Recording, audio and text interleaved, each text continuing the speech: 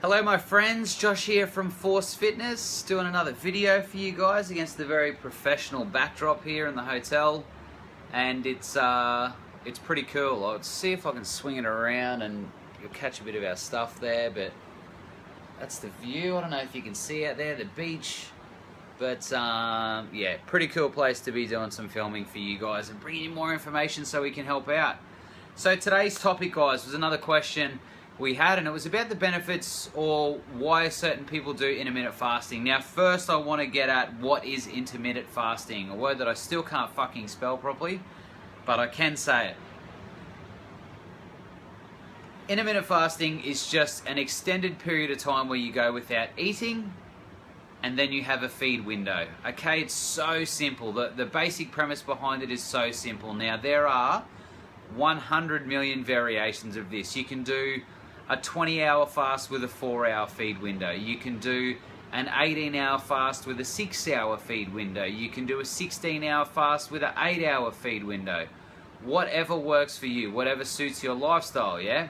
You can do 5 days where you eat, 2 days where you don't eat. That's another form of intermittent fasting, a 5 and 2 scenario, okay? It's totally up to you. There's plenty of different ways to do it. Our preferred method, our general style is between a 16 and an 18-hour fast. So let's say, you know, between lunch and 2 o'clock is your first meal, okay? Now, all it is, like what is intermittent fasting? People say you're starving yourself. You're not starving yourself. Generally, 75% of your fast, you're asleep. You don't even know. You don't wake up through the middle of the night after 6 hours and go, oh, I'm starving, my body's gonna break down, and you have to go and eat some food. It's just not the case, right? Some people, I would not recommend intermittent fasting, okay? So I'll go through a couple of the negative things that can happen from it. For some people, when they get so restricted with food or meal frequency and things like that, they can lead into a binge. So the relationship with food becomes poorer than where they were in the beginning. So for those people that have a really bad relationship with food and need massive consistency and frequency and like to graze and things like that, then you are not a good candidate for intermittent fasting, okay? The other side of things would be someone who is under high levels of stress, like super high levels of stress. You don't want to be put your body into any extended periods of fasting for. So you'd be I'd still only be keeping it to 3 meals a day, a breakfast, lunch and dinner, but you wouldn't need to be pushing it out. We want to keep cortisol down as much as possible. So that's another candidate. The other thing is if you're trying intermittent fasting and at the end of the fast you always go to binge or want junk food, you haven't developed a good relationship with fasting, so you are not a candidate for it. Okay, once you sort of get on that bit of a roll and it doesn't matter what you do, where you train, where you go to eat, you always make good choices, then it's totally fine, right? So let's look at some benefits, okay?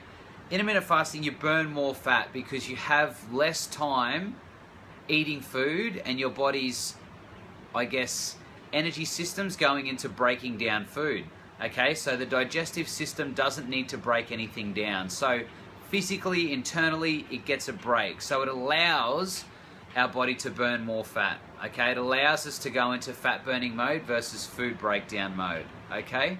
So another really good one on the off side of that is that we don't have to spike insulin all the time. So whether you do carbs at night or carbs post-training, by keeping cortisol extended through the morning, which is our natural response to wake up and cortisol goes up. Cortisol's a breakdown hormone, okay? So it helps us break down not only fat but muscle too, so we don't want to keep it up there for too long. But as soon as you have any sort of carbs or protein that's over about 30 grams, there is a known response to have insulin go up. So as soon as insulin goes up, cortisol comes crashing back down. So we lose the ability to burn fat throughout the day, okay? So by doing intermittent fasting and pushing that first meal back, even if you have your carbs then, you extended the period where your body has the ability to burn fat better, okay? So the other thing, when we are going into a fasting state, okay, generally over 12 hours, our body starts to release more growth hormone, okay? Due to our hunger hormone, ghrelin, we start to release more growth hormone. Now when growth hormone gets released into our body, it mobilizes and burns fat better, plus it also helps build muscle, okay, which is excellent. It's anti-aging properties, loads of benefits to having more growth hormone in your body, okay? So another really good thing. Now the other thing is Less meal prep. If you are against 6 meals a day, that's totally fine. If you love it but you hate doing meal prep, then intermittent fasting is a good way to get around only having potentially 2 meals a day, right? And maybe a post-workout shake or something like that, you know. And if you stress about meal frequency, like I know for me, I don't enjoy eating every 2 hours, you know. Yes, I did that in the past, but for me now, once I start to get into this, like watching the clock to eat, it fucking sends me insane, right? You shouldn't be governed by the time. So again, pushing it out, getting it a little bit longer, the meal frequency becomes less, so the stress for some of you will become less. The whole thing that your body needs to eat every 2 to 3 hours has been completely debunked, okay? That myth is busted, all right?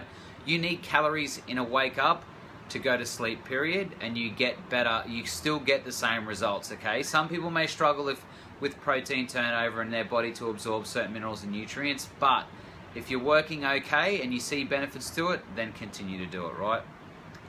If you enjoy big meals, like I'm a big eater, right? So for me, intermittent fasting is good. I can eat 2 or 3 times a day and load up on it, right?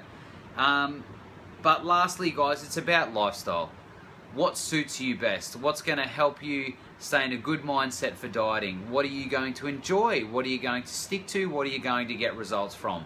So do what works in with your lifestyle. You might be a one meal kind of day. You might do, there's a guy, Warrior Diet, Ori Hefmeister, I think his name is, but he does 30 grams of protein in the morning, bit of fruit, graze on fat and protein through the day, so nuts, things like that, right? And then nearly all of your calories at night. So, you know, and people eat like that. You do what suits you best, what you can stick to, what you get results from. If you guys want a hand with anything, if you want to come up with a new training program, a new nutrition program, or you just want to come to a gym where people get on board with each other and have a good community, then click on the link below. We'll get in touch and we'll help you out. Thanks, guys.